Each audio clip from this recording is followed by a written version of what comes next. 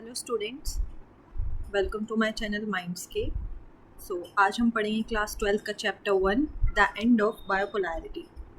तो आगे बढ़ने से पहले आई विल रिक्वेस्ट कि इस वीडियो को उन सभी के साथ शेयर करें जो क्लास 12 में हैं, और ये वीडियो सिर्फ क्लास 12 के स्टूडेंट्स के लिए ही नहीं, जो स्टूडेंट्स ग्रेजुएशन में ये टॉपिक्स पढ़ रहे हैं या फिर किसी अदर कॉम्पिटिटिव एग्ज़ाम की तैयारी कर रहे हैं, उनके लिए भी ये वीडियो बहुत ज़्यादा हेल्पफुल रहने वाली है।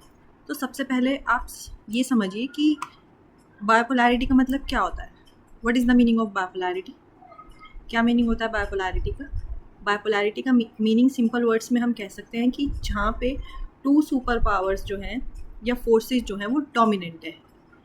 क्या इसका मतलब है? टू सुपर पावर्स डोमिनेंट है, ठीक है।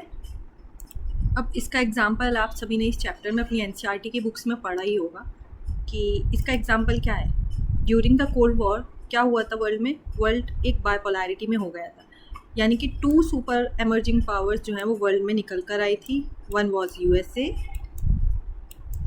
And other was USSR, right. ये तो बिल्कुल बेसिक्स आपको पता ही होगा। तो अब हम इसको और थॉरली पढ़ेंगे और पॉइंट टू पॉइंट पढ़ेंगे कि क्या है इस चैप्टर में, और इम्पॉर्टेंट नोट्स इसके आज हम डिस्कस करेंगे। We will now start from the introduction and historical context. So first क्या था आपको पता ही होगा, one of the major event was the Berlin wall. The Berlin wall dividing east and west Berlin since 1961 symbolized the Cold War. Its fall on November 1989 triggered a historic change, Germany's reunification and the collapse of communist regimes across Eastern Europe.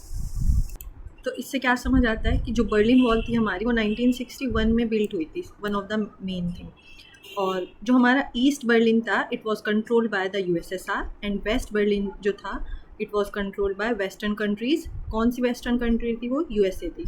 तो ये it is one of the symbolic reason. Cold war का जो था ये एक tension थी between USA and USSR. तो हुआ क्या था, नवंबर 1989 में जो बर्लिन वॉल थी वाज टेकन डाउन। तो इसके बाद क्या होता है, जर्मन रीयूनिफिकेशन होता है। जर्मन रीयूनिफिकेशन का मतलब क्या है, यानी कि जर्मनी जो है it became one country again, ठीक है। अब इसके बाद क्या होता है, जब जर्मनी का रीयूनिफिकेशन होता है उसके बाद क्या है, कम्युनिस्ट रिजीम का भी क्या हो जाता है, कोलैप्स हो जाता है। Then these events mark the shift from cold war bipolarity to dominated by the USA and the USSR to a more fragmented global structure. So इस इवेंट से क्या होता है आपको समझ आ रहा होगा कि पहले हमारा जो वर्ल्ड था वो बायपोलर था, ठीक है। But after the fall of Berlin wall क्या होता है, यूएसए जो है वो एक डोमिनेटेड एज अ कंट्री, यानी कि वेस्टर्न अलायंस जो है वो निकल कर आता है, जिससे क्या होता है यूएसएसआर का कोलैप्स हो जाता है। और ये क्या करता है, it will lead to fragmented global structure. तो अब आपको समझ आ रहा होगा कि हमारे चैप्टर का नेम क्या है। क्या नेम है हमारे चैप्टर का? The end of bipolarity. यानी कि एक हिस्टोरिकल कॉन्टेक्स्ट क्या है, बर्लिन वॉल वाला है, यानी कि बायोपोलैरिटी से किसकी तरफ जाता है, यूनिपोलैरिटी की तरफ। यानी कि यूएसए जो है वो एक एज अ डोमिनेंट कंट्री निकल कर आती है जब एंड होता है किसका, कोल्ड वॉर का। अब कुछ फैक्टर्स थे, कैसे फैक्टर्स थे, यानी कि factors behind the Soviet collapse. क्या क्या फैक्टर्स थे जिनकी वजह से जो है वो सोवियत यूनियन क्या हो गया, कोलैप्स हो गया। सबसे पहला मेन रीज़न था इंटरनल फेलियर। इंटरनल फेलियर में क्या आता है, long term economic stagnation, inability to satisfy consumer needs and excessive defence spending. So होता क्या है कि जब कोलैप्स होता है तो किसी भी कंट्री का, तो उसके बाद क्या होता है, उनको इकोनॉमिकली, फाइनेंशियली और बहुत रीज़न से जो है, बहुत सारे रीज़न्स ऐसे होते हैं जो फेलियर की तरफ लेके चले जाते हैं, पोवर्टी की तरफ लेके चले जाते हैं लोगों को, जिनसे वो अपने बेसिक नीड्स पूरे नहीं कर पाते। सो सेकंड पॉइंट क्या है हमारा, increasing authoritarianism, corruption and bureaucratic inefficiency Weeknd the political structure. जब ऐसा कोलैप्स होता है तो किस चीज़ का फेस करना पड़ता है, अथॉरिटेरियनिज्म बढ़ जाता है, करप्शन, ब्यूरोक्रेटिक इनएफिशिएंसी, एंड क्या करता है वीक, वो पॉलिटिकल स्ट्रक्चर को वीक कर देता है।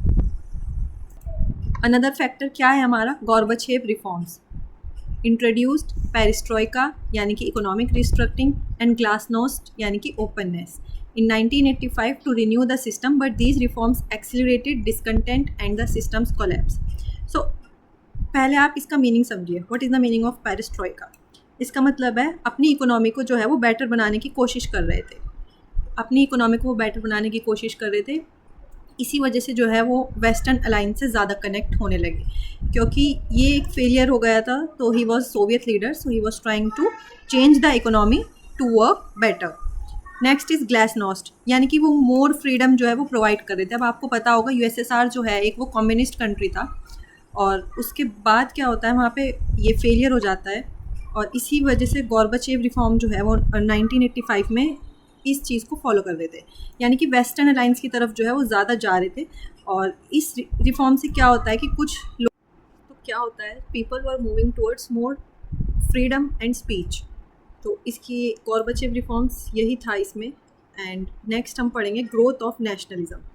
Growth of nationalism, heightened desire for autonomy among the USSR's republics, further weakened central control.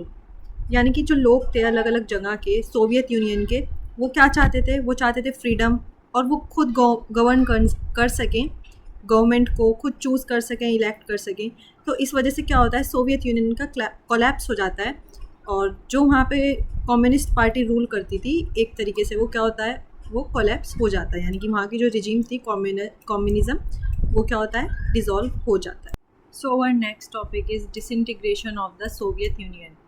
So in 1991, communist hardliners attempted a coup against Gorbachev. It failed due to public resistance and leadership by Boris Yeltsin. तो क्या होता है 1991 में communist leader जो थे Gorbachev, उनको हटाने की कोशिश की जाती है. तो गोर्बाचेव जो थे वो क्यों उनको लोग जो है हटाने की कोशिश करते हैं? क्योंकि वो जो हैं वो डेमोक्रेसी को ज़्यादा मानते थे, और इनके जो कनेक्शंस हैं वो वेस्टर्न अलाइंस के साथ जो थे वो क्लोज़ हो रहे थे. क्योंकि एक सोवियत यूनियन जो है वो एक कम्युनिस्ट कंट्री थी, तो लोगों ने क्या स्टार्ट किया, उनके खिलाफ कोप स्टार्ट किया. यानी कि एक तरीके से उनके खिलाफ कोप स्टार्ट किया टू रिमूव.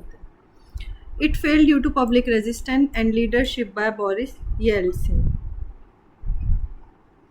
बोरिस येल्सिन क्या थे, एक बहुत ही ज़्यादा स्ट्रॉन्ग लीडर थे सोवियत यूनियन के.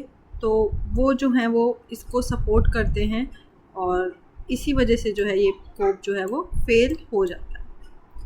By December 1991 the USSR was officially dissolved, replaced by the Commonwealth of independent states.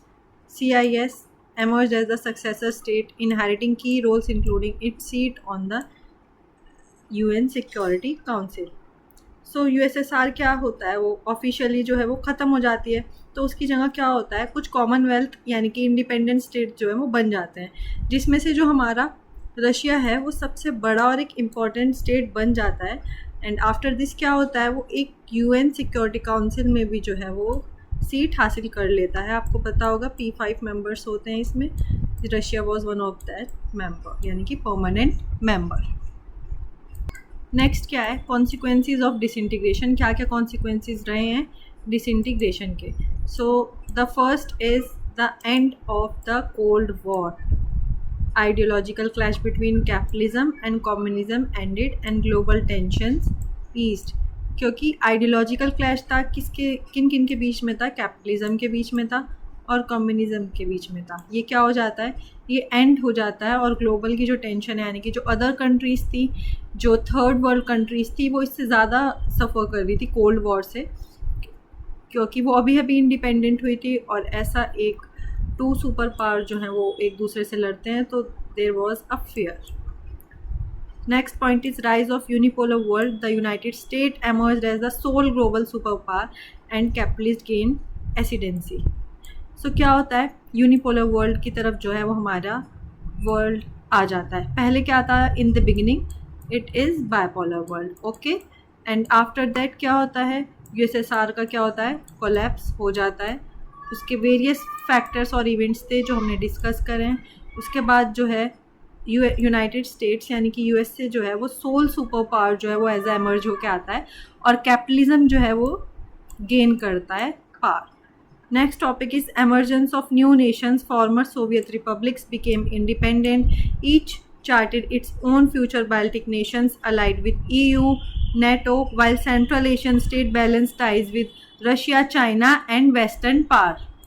तो क्या होता है, एमरजेंस होते हैं क्या, किन का एमरजेंस होता है, न्यू नेशंस का एमरजेंस होता है आफ्टर यूएसएसआर ब्रोकअप, और इसके जो रिपब्लिक्स हैं वो इंडिपेंडेंट कंट्रीज़ बन जाते हैं और हर कंट्री जो है अपना पाथ खुद चूज़ करती है। और बाल्टिक कंट्रीज़ में हमारा एक, मैं भी याद कर पा रही हूँ, एक लिथुआनिया, वो क्या ज्वाइन करता है, EU एंड NATO ज्वाइन करता है। While central Asian countries like Uzbekistan, Kazakhstan, ये अपने जो रिलेशन है वो क्लोज करके रखता है रशिया, चाइना और वेस्टर्न चाइना से एंड इवन वेस्टर्न पार्ट से भी। और इसका one of the main best example is India, जो अपना सबके साथ जो है वो एक न्यूट्रल फॉरेन पॉलिसी फॉलो करता है। Next is role of global institution. The World Bank and IMF played influential roles in the political and economic transition of post communist regimes. Global institution का भी रोल रहा है किस चीज़ के लिए, द वर्ल्ड बैंक और IMF क्या करते हैं, जो भी वीक कंट्रीज़ थी या थर्ड वर्ल्ड कंट्रीज़ थी उनको फाइनेंशियली और इकोनॉमिकली क्या करते हैं, हेल्प करते हैं. Next is new risk and इंस्टेबिलिटीज़. The post bipolar era saw regional conflicts, struggles and power real alignments across the Soviet space. New risk और इंस्टेबिलिटीज़ भी बढ़ जाती हैं क्योंकि बहुत सारे जो हैं वो बाइपोलर एरा में क्या होता है, रीजनल कॉन्फ्लिक्ट्स हमने देखे हैं, स्ट्रगल्स देखे हैं. तो इवन आफ्टर दैट हमें और भी जो हैं वो प्रॉब्लम्स फेस करनी पड़ती हैं, रिस्क जो है वो बढ़ जाते हैं, कॉन्फ्लिक्ट्स भी जो है वो बढ़ जाते हैं. और terrorism is also can be seen. Next is shock therapy and its fallout. Shock therapy was implemented across former communist nations. Rapid privatization, deregulation and adoption of free market system guided by Western institutions. So what is the meaning of shock therapy? It means quick switch from communism to capitalism, यानी कि communism economy की तरफ से capitalism economy की तरफ, a sudden change. ठीक है, और जैसे कि सोवियत यूनियन के कोलैप्स के बाद देखा गया. प्राइसेस जो क्या है, it were no longer control by government, और जो स्टेट ओन्ड कंपनी है वो किसको सोल्ड कर दी जाती हैं, प्राइवेट कंपनीज़ को. और ये रशिया में कब हुआ था, ये हुआ था 1990s में. ओके, और इसके कुछ कॉन्सिक्वेंसेस भी हैं, economic collapse, hyper inflation, currency devaluation, rapid loss of social safety nets, rising poverty and inequality, rise of oligarchs, organised crime and weak democratic institution. Rise of oligarchs मतलब few rich people जो हैं वो इसकी वजह से क्या होता है, बढ़ जाते हैं, और क्राइम बढ़ जाता है, और डेमोक्रेटिक इंस्टीट्यूशन जो है वो वीक हो जाते हैं. Next is geopolitical after world multipolarity and emerging powers. The collapse of Soviet Union ended bipolarity, giving rise to a unipolar movement, though a multipolar world began emerging with new global players. जब collapse हो जाता है हमारा Soviet union का, यानी कि एक तरीके से एंड हो जाता है किसका, बाइपोलैरिटी का, और किसका राइज हो जाता है, यूनिपोलर मूवमेंट का, यानी कि सोल सुपर पावर जो है वो USA एमर्ज होके आती है. दो अ मल्टीपोलर वर्ल्ड, यानी कि अदर जो कंट्रीज़ थी वो क्या एज एमर्जिंग पावर जो है वो बिगेन होकर आती है, यानी कि एमर्जिंग रहती है. तो की राइजिंग पावर क्या थी, इंक्लूड थी आज के टाइम में, चाइना तो एमर्ज हो चुका है, यानी कि China, India, Brazil, Russia and EU reshaping global dynamics. However, this new order also introduced non-state threats like terrorism, and challenges of global governance became more pronounced. इस न्यू वर्ल्ड ऑर्डर की वजह से, यानी कि मल्टीपोलैरिटी की वजह से हमें क्या देखने के लिए मिलता है, one of the major factor जो है जो थ्रेट्स में आता है वो हमारा टेररिज्म आता है, जिसको हम इन कंटेम्प्रेरी वर्ल्ड भी देख सकते हैं.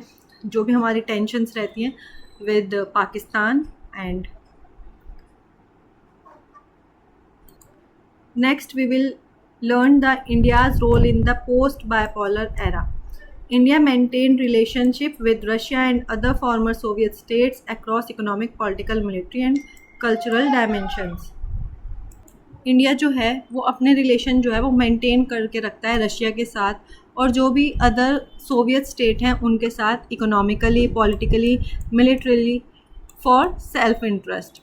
In the evolving multipolar world, India continues to pursue balanced foreign policy, engaging with both Western and other global powers. तो आज के टाइम में in the evolving multipolar world you can see कि India जो है वो अपने क्लोज टाई शेयर करता है with USA and USSR both, क्योंकि इंडिया जो है वो न्यूट्रल पॉलिसी फॉलो करता है. और आपने पढ़ा भी होगा during the cold war India is one of the founding members of NAM. तो इंडिया क्या करता है, बैलेंस्ड यानी कि एक बैलेंस्ड और एक न्यूट्रल फॉरेन पॉलिसी जो है वो फॉलो करता है, वेदर इट्स वेस्टर्न अलायंस और even it's Russia in contemporary world. So here is the quick recap table for you. Now theme and की हाइलाइट्स मैंने इसमें अलग अलग कर दिए हैं, यानी कि फॉल ऑफ बर्लिन वॉल 1989 में होता है, जैसे कि हमने पढ़ा था.